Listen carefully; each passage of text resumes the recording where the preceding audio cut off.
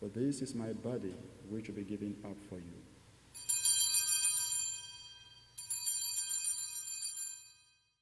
Then many of his disciples who were listening said, "The saying is hard. Who can accept it?"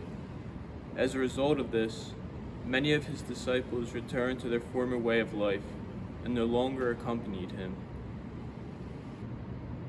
Christ calls us to our heavenly home, which we experience first and foremost on this earth in the Mass. And in that Mass we encounter Christ. And in our encounter with Christ we build a relationship through which he challenges us. And in that challenge, we have the freedom to choose whether we want to accept or decline. Christ doesn't force us to do anything. And we can see this clearly again in the Gospel of John, chapter 6, where Christ feeds the people and they're overjoyed and overwhelmed. They want to carry him off and make him king because he gave them food. And Christ understands this, that they misunderstood what he was truly doing. So he pulls back, giving them the opportunity to come and try to encounter him again. And they do, because they figure Christ will feed them. He has all the power. And when they encounter, Christ challenges them with a teaching about his body and blood being true food. And this challenge is almost too much for the people. They don't fully comprehend what he truly means. And in that lack of comprehension, they have to make a choice.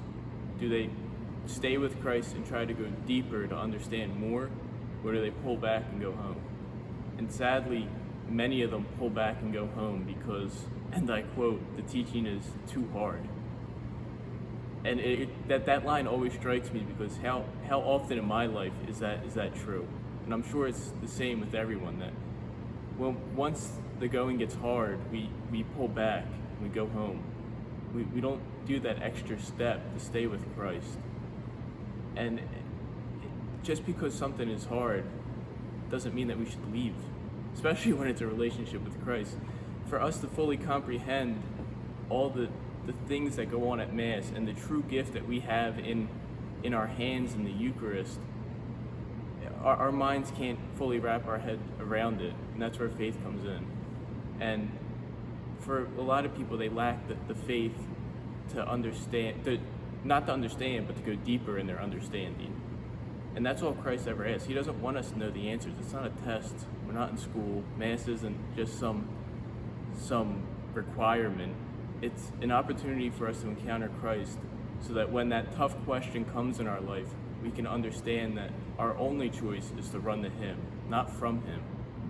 For many of us, crosses come up in our lives daily, and we see that as an opportunity or an excuse to respond just like the people did 2,000 years ago, that this is hard and it could cause a rupture in our relationship with Jesus. But that's not why Christ puts crosses in our way, whatever those crosses may be, whether it's with family or personal life or work. The cross is there for us to run to him, not to try to take it on all ourselves, but to run to him with it. And when we run to him early enough, he helps us, and we see that the cross wasn't that big of a deal to begin with. But that opportunity to run with him is made present at the consecration of Mass, where Christ's crucifixion is made present to us on the altar at the hands of the priest. And Christ invites us to come and lay our crosses joined to his at that moment. And in that, he will come. He never abandons us, but we have to freely choose to go to him. He doesn't force himself upon us. And I think that's what a lot of us misunderstand from time to time. We just expect Christ to kind of force his way into our lives and make things better. But Christ truly loves us, and he gave us the gift of free will to freely choose him. So let's all freely choose him and come back home.